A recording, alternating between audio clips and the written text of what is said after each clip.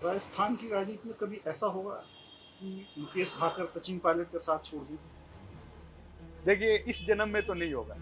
जैसा मुझे कुछ लोगों ने कहा यहाँ आने के बाद भी कि आप लोग पायलट साहब के साथ रहे, अब पाला बदल लो, इधर चले जाओ, इस नेता से नजदीकी बना लो। तो मैंने उनसे भी कहा, कम से कम इस जन्म में तो मैं सचिन पायलट जी को नहीं छोड़ूंगा।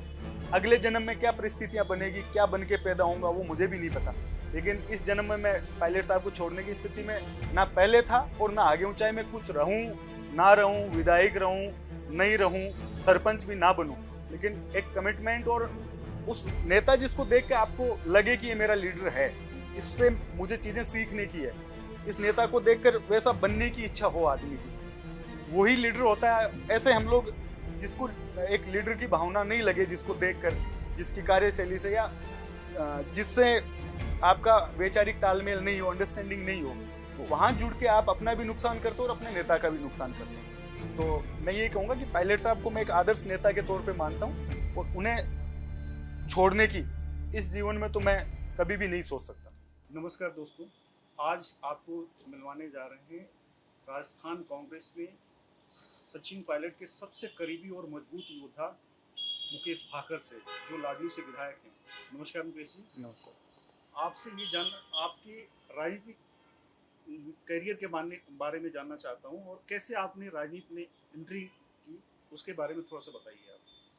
देखिए प्रेम प्रताप जी, सबसे पहले मैं आपका धन्यवाद देना चाहूँगा कि एक बड़े भाई के तौर पर आपने हमेशा एक सही राह पे, एक सही सोच पे हमेशा हम लोगों के, नए लोगों की मदद की।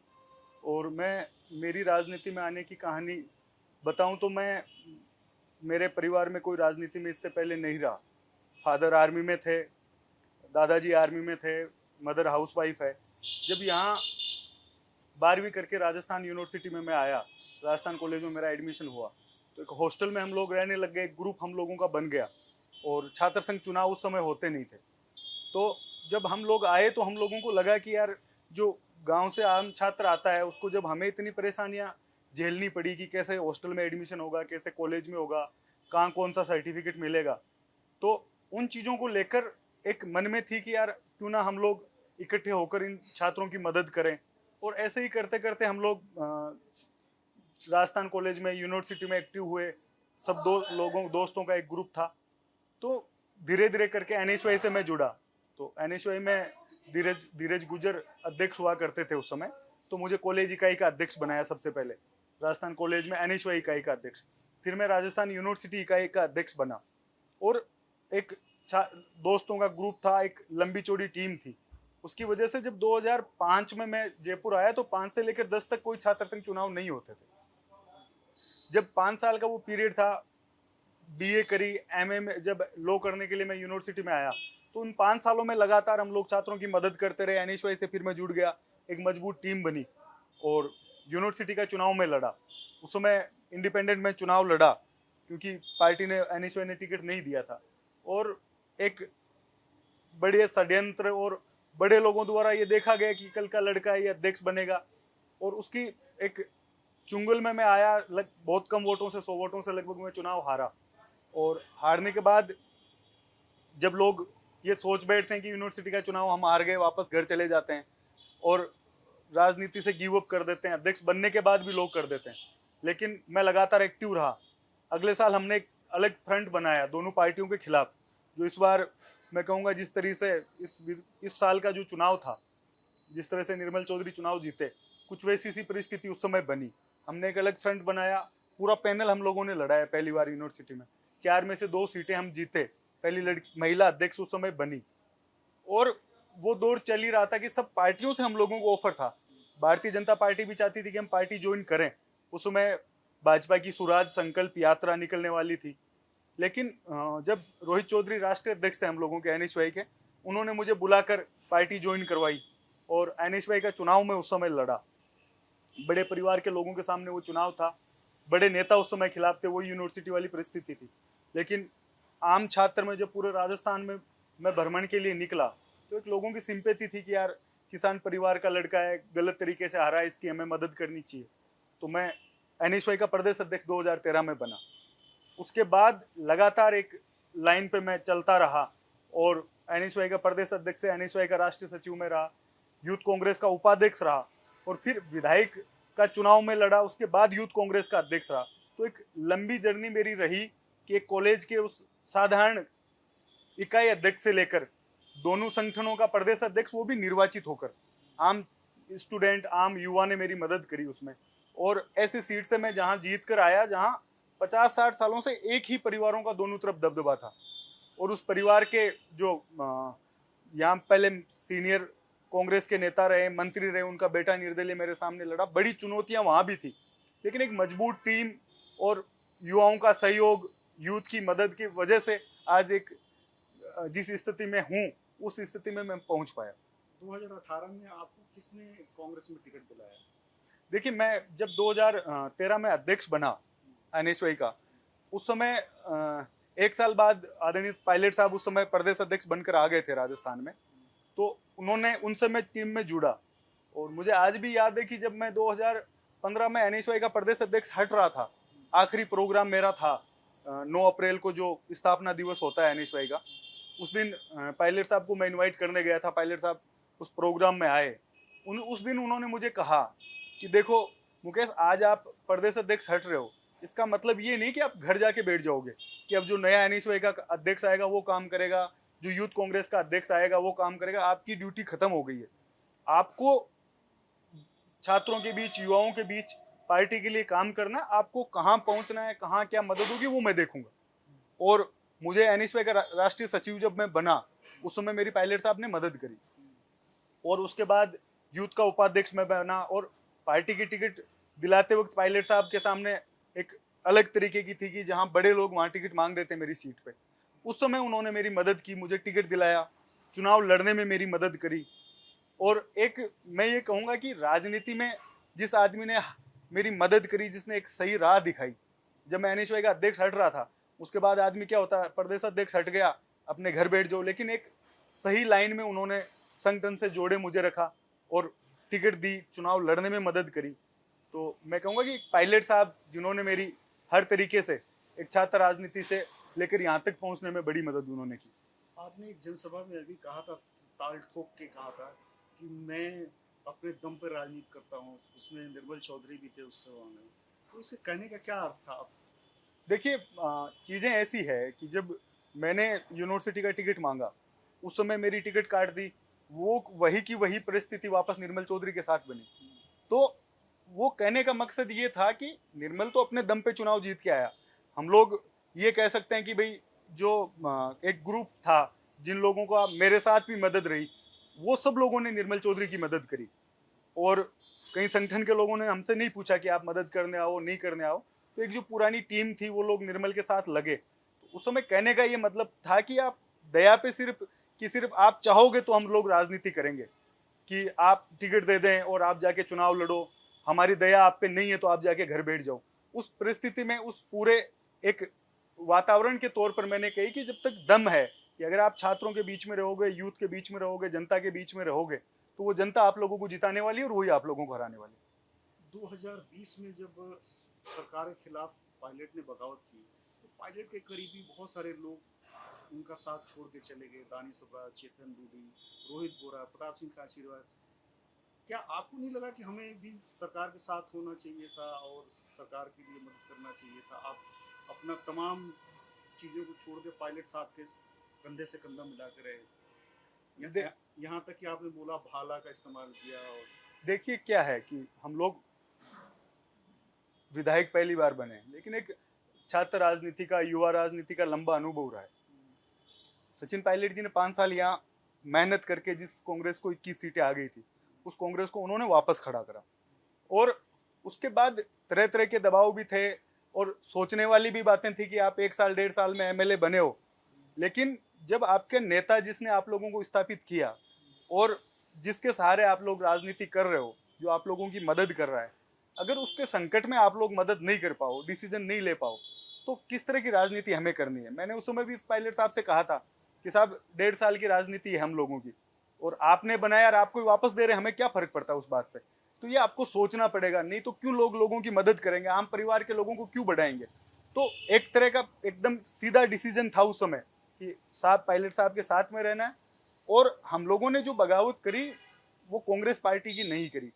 कहीं भी हमने कांग्रेस पार्टी के खिलाफ कोई बयान नहीं दिया, गांधी परिवार हमारे राष्ट्र अध्यक्ष के खिलाफ बयान नहीं दिया। एक तरह का वातावरण, एक तरह का षड्यंत्र राजस्थान में बन गया था। और अगर उस समय यहाँ रहते और खिलाफत नहीं करते तो कहीं ना कहीं सभी लोगों को, हम लोगों का उसका नुकसान था।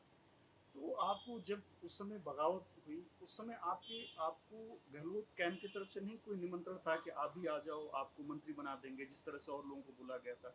क्या इस तरह का प्रस्ताव आपके पास भी था क्या? देखिए वो एक टाइम था और हम लोग सब लोग एक कांग्रेस पार्टी में है और एक अनुशासित कार्यकर्ता के तौर पे सब लोग काम कर रहे हैं। और मैंने अपनी हिस्ट्री बताई कि मैं कब कॉलेज का अध्यक्ष रहा और कब दोनों संगठनों का। एकमात्र मैं आज तक की हिस्ट्री में अकेला आदमी हूँ जो दोनों का अध्यक्ष जीत के इलेक्टेड बना हूँ और उसके बाद विधायक बना हूँ। तो तरह तरह की चीज़ें उस समय चली और उन चीज़ों को मैं चाहूँगा कि वापस हम लोग ना याद करें। और वापस जब हमारे राष्ट्रीय नेतृत्व ने आपस में सामंजस्य बना के और सब चीज़ें ठीक करी, तो वो दौर एक था जिसको हम लोग भूलकर अगर कांग्रेस पार्टी को आगे ले जाएं तो उसमें कांग्रेस कार्यकर्ताओं का, कांग्रेस नेताओं का, सबका भला है। मानेसर का सच क्या है? क्या वाकई आप लोग बीजेपी के संपर्क में थे? देखिए बीजेपी में आज पूरा देश जा रहा है, तो हम लोगों को किसने रोका था कि हम बीजेपी में नहीं जाएं? अगर जाना होता तो हम उस समय ही चले जाते। लेकिन उसका सच ये है कि पायलट साहब, प्रियंका गांधी जी, राहुल जी, सोनिया जी, सबकी आपस में बातचीत हो रही थी और शीर्ष नेतृत्व के टच में हम लोग थे पहले दिन से। एक आम राय, एक जो कुछ मांगे हमारी थी, पायलट साहब की थी, हम सब लोगों की थी, उन पर एक सहमति बनने के लेकर टाइम लगा। जो 15-20 दिन, 25 दिन का समय लगा, उसकी सच्चाई ये है कि हम लोगों की पहले दिन से प्रियंका गांधी जी से, राहुल जी से और कांग्रेस शीर्ष नेतृत्व से बातचीत चल रही थी। लेकिन जो बात पायलट साहब रखना चाह रहे थे, हम रखना चाह रहे थे, उन पर एक आम सहमति बनने में समय लगा। और उसके बाद और हमें जाना था अगर भारतीय जनता पार्टी में तो उस समय भी चले जाते, हमें किसने रोका था? लेकिन भारतीय जनता पार्टी में जाने का कहीं किसी का मंसूबा नहीं था और कहीं भी कोई भी व्यक्ति भारतीय जनता पार्टी के उस समय नहीं टच में था। सिर्फ कांग्रेस नेतृत्व से अपनी बातें मनवाना, एक आम सहमति बनाकर वापस आने को लेकर ये सारा घटनाक्रम हुआ।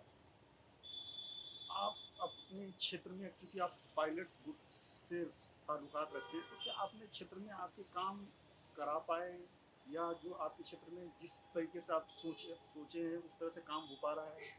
देखिए जिस समय हम लोगों की दिल्ली आम सहमति बनी, शीर्ष नेतृत्व तो हमेशा टच में रहा और एक ये कहें कि राज का फायदा उठाने वाली बात वो ना कहकर हम लोग हमेशा वहाँ के लोगों के टच में रहे।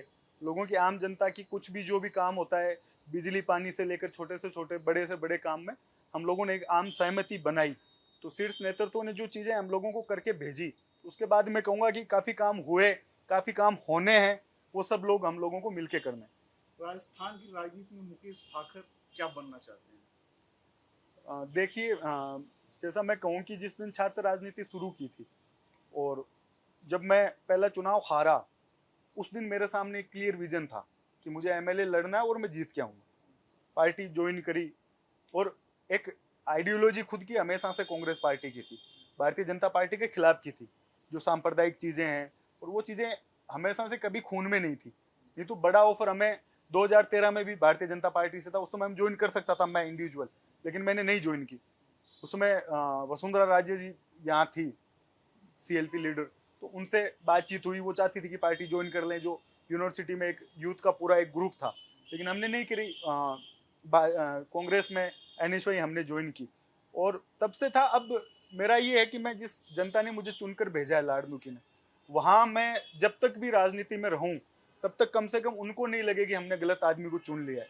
उनको लगे कि जिसको हमने वोट दिया है वो आदमी हमारी उम्मीदों पे खरा उतरा है। तो मैं कम से कम एक सच्चा जनसेवक, एक सच्चा विधायक के तौर पर अपनी जनता के सामने बनने का मेरा एक सपना है।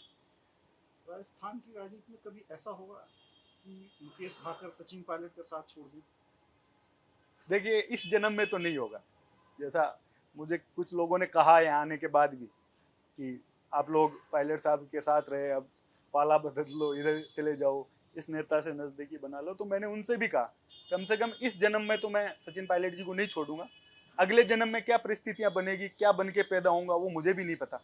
लेकिन इस जन्म में मैं पायलट साहब को छोड़ने की स्थिति में ना पहले था और ना आगे हूँ। चाहे मैं कुछ रहूं ना रहूं, विधायक रहूं नहीं रहूं, सरपंच भी ना बनूं, लेकिन एक कमिटमेंट और उस नेता जिसको देख के आपको लगे कि ये मेरा लीडर है, इससे मुझे चीजें सीखने की है, इस नेता को देखकर वैसा बनने की इच्छा हो आदमी की, वही लीडर होता है। ऐसे हम लोग जिसको एक लीडर की भावना नहीं लगे, जिसको देखकर, जिसकी कार्यशैली से या जिससे आपका वैचारिक तालमेल नहीं हो, अंडरस्टैंडिंग नहीं हो, तो वहां जुड़ के आप अपना भी नुकसान करते हो और अपने नेता का भी नुकसान करते हो। तो मैं ये कहूंगा कि पायलट साहब को मैं एक आदर्श नेता के तौर पे मानता हूँ, और उन्हें छोड़ने की इस जीवन में तो मैं कभी भी नहीं सोच सकता। मुकेश भाकर की उम्र 34 साल हो गई है, मुकेश भाकर की दुल्हनिया कब आएगी? अब देखिए, जिस दिन से राजनीति में आए, छात्र राजनीति में रहे, यूथ में रहे, तब तो एक था कि हमें कुछ बनना है, तो इस वजह से शादी नहीं की, और बनने के बाद फिर संघर्ष हमारे इसे आया। तो अभी इस पीरियड में तो नहीं है कि शादी होगी, और मुझे लगता है कहीं ना कहीं इस राजनीति से शादी हो गई है, तो कभी हो ही ना, ये भी परिस्थिति बन सकती है। लेकिन इस चुनाव तक तो कोई किसी तरीके की शादी की प्लानिंग नहीं है, क्योंकि अब बचा हुआ समय जनता के बीच में रहें और भी जाना वापस काम करने लोगों के, जिस भावना से लोगों ने जिताया वो सपना उनका मुझे पूरा करना है। तो कहीं ना कहीं हो सकता है राजनीति से शादी हो जाए और कभी करनी ही नहीं हो शादी, लेकिन इस चुनाव तक तो ऐसा नहीं है। धन्यवाद मुकेश भाई आपका। Thank you.